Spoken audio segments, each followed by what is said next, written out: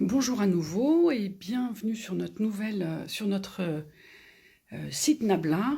Bienvenue ce soir pour un nouveau live sur le VIH. On va discuter ce soir avec le docteur Karmoshkin, qui est très spécialisé dans la prise en charge des patients atteints du sida et des malades infectés par le VIH, et qui va nous expliquer ce qu'est cette maladie, comment on la traite, etc. Alors, je vais l'inviter. Voilà. Et on va pouvoir lui poser toutes les questions. Quoi qu'il en soit, sur l'application Nabla que vous pouvez télécharger, vous pouvez poser toutes les questions que vous voulez. Tu m'entends? Oui, ça marche. Ah, Il y a un peu d'interférence, je ne sais pas pourquoi. Est-ce que tu as un ordinateur près de toi?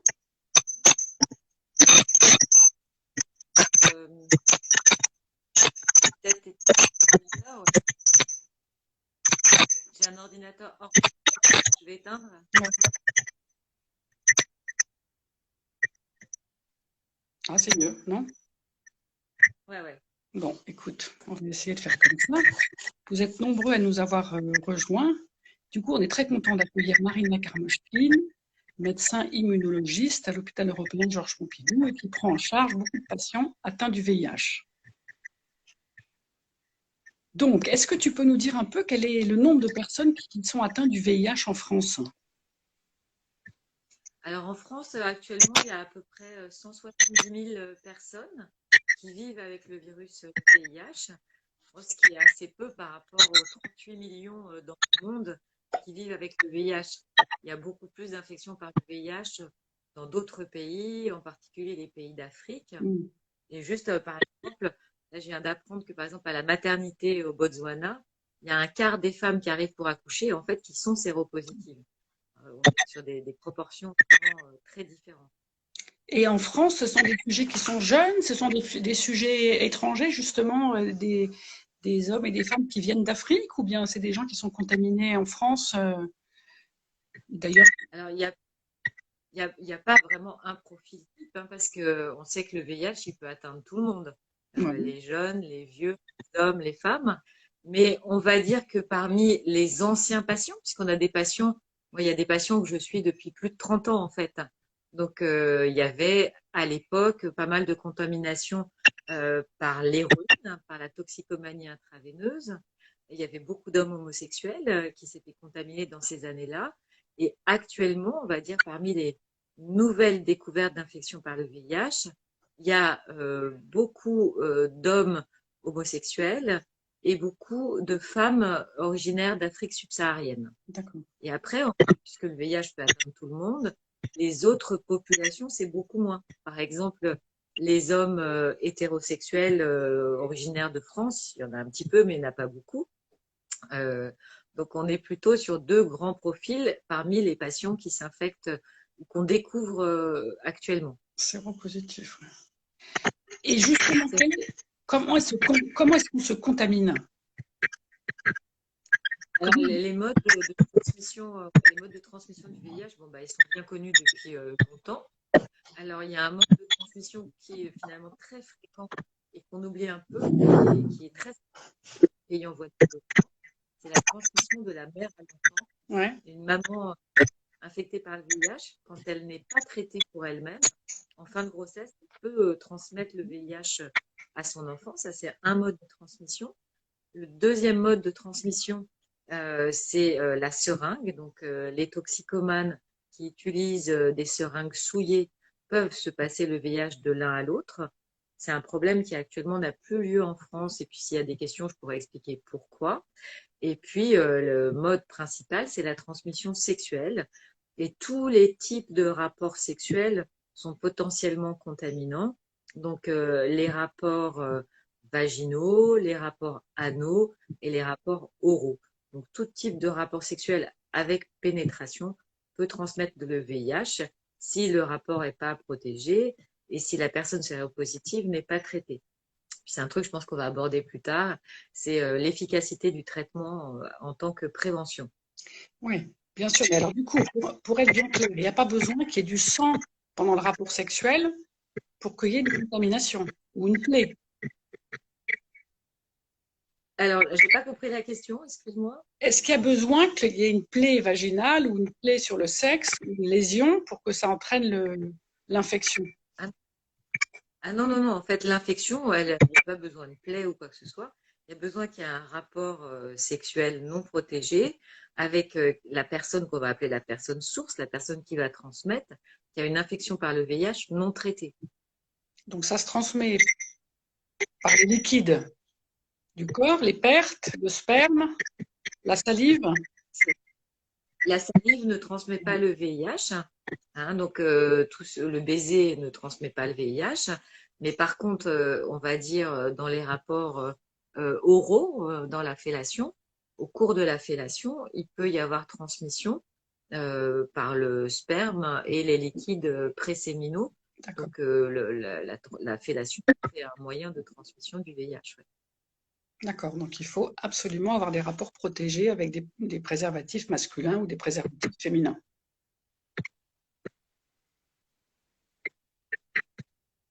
Bah, en tout cas, quand on ne connaît pas les gens, on va dire, quand on est avec des partenaires occasionnels, la règle, c'est toujours de se protéger, évidemment. Bien sûr. Ce d'autant que une grande circulation des autres infections sexuellement transmissibles. Donc, si on veut vraiment éviter d'attraper et le VIH et d'autres IST, le préservatif reste vraiment d'actualité. C'est simple, ouais. Alors justement, on parlait aussi des traitements pré-exposition. De quoi il s'agit exactement?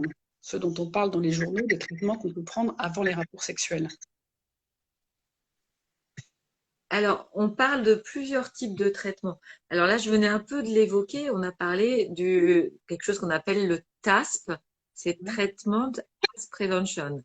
C'est hyper important. C'est que quelqu'un se sait séropositif, qui a un traitement efficace, qui prend son traitement, n'est plus contaminant. Donc ça, c'est un progrès absolument majeur. Ça, c'est pour les personnes séropositives. Et puis, il y a un autre traitement, donc qu'on appelle la prophylaxie pré-exposition. Je suis séronégatif ou séronégative, mais je continue à avoir des rapports sexuels non protégés, des rapports à risque. Eh bien, il y a un traitement chimique, hein, en fait, qui est une bithérapie antirétrovirale qu'on prend tous les jours, qui imprègne notre corps de médicaments. Et si on rencontre le VIH au cours d'un rapport sexuel, ce traitement va empêcher la multiplication du VIH. Donc, à ce jour, ce traitement, dans notre pays, il est principalement réservé aux hommes homosexuels. Et en fait, tout le monde pourrait y avoir accès. On pourrait tout à fait imaginer que des femmes qui n'utilisent pas les préservatifs parce qu'elles veulent pas, ou parce qu'elles sont allergiques, ou parce qu'elles sont un petit peu alcoolisées un soir, on pourrait tout à fait imaginer que des femmes puissent utiliser la PrEP, la prophylaxie pré-exposition. Mais c'est quand même une exposition chimique dans la durée, quoi. C'est Combien de prendre des temps? médicaments. Il faut les prendre combien de temps, ces médicaments? Il y a deux façons de prendre ces traitements. Il y a ce qu'on appelle la PrEP en continu, où on prend un comprimé, donc le comprimé s'appelle Truvada, il est génériqué maintenant, et on le prend tous les jours, un par jour, tous les jours. Et puis il y a la PrEP qu'on appelle à la demande. C'est par exemple, je sais que samedi soir, je vais faire une méga fête et que je ne mettrai pas de préservatif et que je risque d'avoir plusieurs partenaires. Bah, dans ces cas-là, on peut prendre la PrEP à la demande en prenant le Truvada 48 heures avant, 24 heures avant, et ensuite 2 pilules après les rapports sexuels ou le rapport sexuel potentiellement à risque. Mais en fait, cette PrEP à la demande, elle n'est pas très facile à prendre. Donc en fait, comme on s'adresse principalement aujourd'hui à une population d'hommes homosexuels qui ont des partenaires multiples non protégés et de façon répétée, finalement, on utilise plutôt le traitement continu. D'accord. Et c'est un traitement qui est prescrit par n'importe quel médecin? Alors, ouais, alors depuis très peu de temps, en fait, tous les médecins peuvent le prescrire. Jusqu'au mois d'avril 21, c'était un traitement qui était réservé aux spécialistes en santé sexuelle et spécialistes du VIH. Et puis, on considère que ce traitement, il est quand même très efficace. Et donc, depuis avril, tous les médecins ont le droit de le prescrire. Et il est bien supporté. Alors, il est bien supporté. C'est un médicament qui est un tout petit peu toxique pour les reins et les os, donc il y a une petite surveillance quand même régulière de la fonction rénale. Et en fait, quand on est sous PrEP avec des partenaires multiples, tous les 3 mois, on a un bilan Oui. sanguin et un bilan d'IST. Et on vérifie qu'on n'a pas le VIH, qu'on n'a pas l'hépatite C Mm. et qu'on n'a pas fait d'autres IST. Bah, c'est l'occasion aussi, la PrEP, hein, de faire un check complet et puis de se revacciner contre l'hépatite A, l'hépatite B. Donc, c'est vrai que c'est un outil dans la prise en charge en santé sexuelle. D'accord, qui est très bien, qui est très bien. Mm. Et est-ce que c'est nécessaire de se faire dépister pour le VIH régulièrement? Alors, il y a plusieurs cas de figure. Je pense que toutes les personnes qui ont une vie sexuelle active doivent connaître le statut VIH.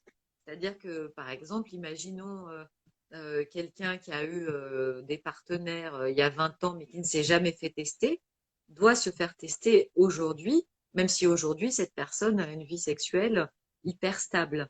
Et c'est important quand on a eu une vie sexuelle à un moment de savoir, de connaître son statut sérologique. Et puis si on a des rapports euh, avec des partenaires multiples de façon à ce moment-là, il faut continuer à faire le test de dépistage de façon répétée, en fait. Il faut se faire dépister, ouais. Et quand on a un nouveau partenaire, il faut se faire dépister. Quand on est un couple, même un couple hétérosexuel, avant d'arrêter les préservatifs, est-ce qu'il faut se faire dépister? Ouais, bah, c'est une bonne question. Puis la réponse est oui. Puis c'est se faire dépister ensemble. C'est-à-dire qu'on est deux à être concernés par le sujet.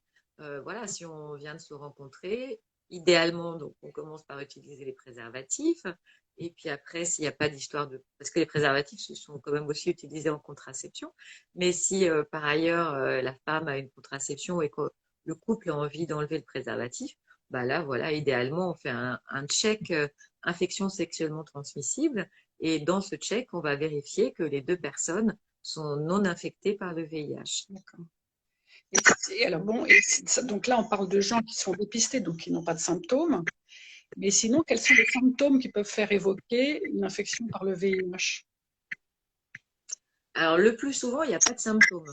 Le plus souvent, c'est une infection chronique et vraiment à bas bruit, c'est-à-dire que on s'infecte, on ne le sait pas, et puis petit à petit, le virus va grignoter un peu les défenses immunitaires, et souvent, on fait ce qu'on appelle un dépistage tardif, donc tard, trop tard, quand les défenses immunitaires sont déjà abaissées et qu'il y a des symptômes d'infection qu'on appelle opportunistes, c'est-à-dire liés au déficit immunitaire.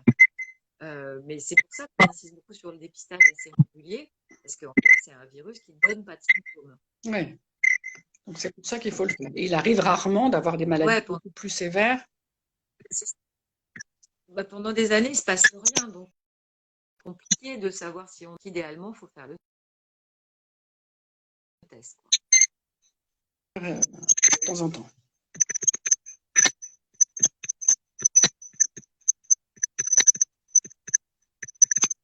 Et quelle est la proportion de tests qui reviennent positifs justement quand on fait un dépistage systématique? Est-ce que c'est fréquent? Combien on en dépiste chaque année? Alors, c'est très très faible en proportion, parce que en fait, les labos en France, ils font 5 millions de tests VIH par an. Parce que en chirurgie, on fait souvent des dépistages Mhm. préopératoires. Il y a des gens qui multiplient les tests. Donc, sur 5 millions de tests, en fait, en 2020, on en a trouvé 5000 de positifs. Mhm. Donc, en 2020, dans le contexte de pandémie où il y avait moins de dépistage, Mhm. on a trouvé 5000 nouveaux cas d'infection par le VIH en France. Donc c'est pas beaucoup, mais c'est quand même très important de se faire dépister pour pouvoir être Bah, pour traité. ouais, pour ces 5000-là, c'est hyper important. D'abord, c'est important pour eux-mêmes, parce que quand on se sait séropositif, on va prendre soin de sa santé et on va bénéficier du traitement. Et donc, on va aller bien pour soi-même. Et comme on a dit tout à l'heure, quand sous traitement, on n'est plus contaminant, bah, si on est séropositif traité, on va rompre la chaîne de contamination, en fait. Ouais, c'est ça. Donc quand on peut redire que quand on est bien traité, et qu'on n'est plus contaminant, on peut arrêter les préservatifs. Avec son partenaire régulier, quoi. Ça, Oui, bien sûr. c'est important parce que ouais, sinon, il y a toujours les autres IST qui peuvent survenir. Oui. Mais en termes de VIH, quelqu'un qui est en succès thérapeutique ne transmet plus le VIH. Et à condition que le partenaire ait été dépisté négatif lui aussi.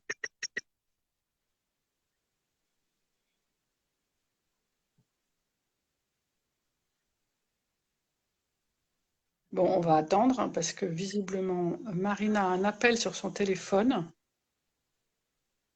Ne fait rien, ne fait rien. Manifeste, voilà. Je n'ai rien fait, j'aurais pu danser un peu, mais Oui, c'est ça. Bon. Donc, on a été interrompu par un coup de fil. Euh, oui, donc une personne qui est en succès thérapeutique n'est plus contaminante, ce qui est une bonne chose. Et donc, il y a beaucoup d'enfants qui sont contaminés. Pardon? d'ailleurs, ce qui est intéressant, c'est que finalement, la preuve de ce concept de je suis en succès thérapeutique, je ne transmets plus le VIH, bah, la première preuve qu'on a eue, c'est avec les mamans. Les mamans séropositives traitées ne transmettent pas le VIH à leur bébé. Et ça, on le sait depuis une vingtaine d'années. Et en matière de transmission sexuelle, ça fait que 10 ans après qu'on est sûr de ça. Quelqu'un qui est séropositif, qui prend ses traitements, qui les arrête pas, ne transmet pas le virus. Ouais, Et c'est c'est important en termes contre stigmatisation, discrimination. C'est hyper important. super important. Bon. Il y a un gros problème de son, je ne sais pas pourquoi. Donc, je crois qu'on a pas mal abordé la question des traitements et du dépistage et qu'on va s'arrêter là parce qu'on a des commentaires à la fois merci beaucoup, hyper intéressant, merci pour toutes ces informations, mais on a aussi son catastrophique, c'est horrible le son. Donc, Ah, peut-être que, vu qu'on a donné beaucoup d'informations, on va s'en tenir là pour aujourd'hui. Et en tout cas, pour toutes les personnes qui nous écoutent sur l'application Nabla, vous pouvez sans problème poser toutes les questions, télécharger l'application et poser toutes les questions auxquelles toute une équipe de médecins vous répondra. Voilà, on te remercie beaucoup Marina et une très bonne soirée. merci. Merci.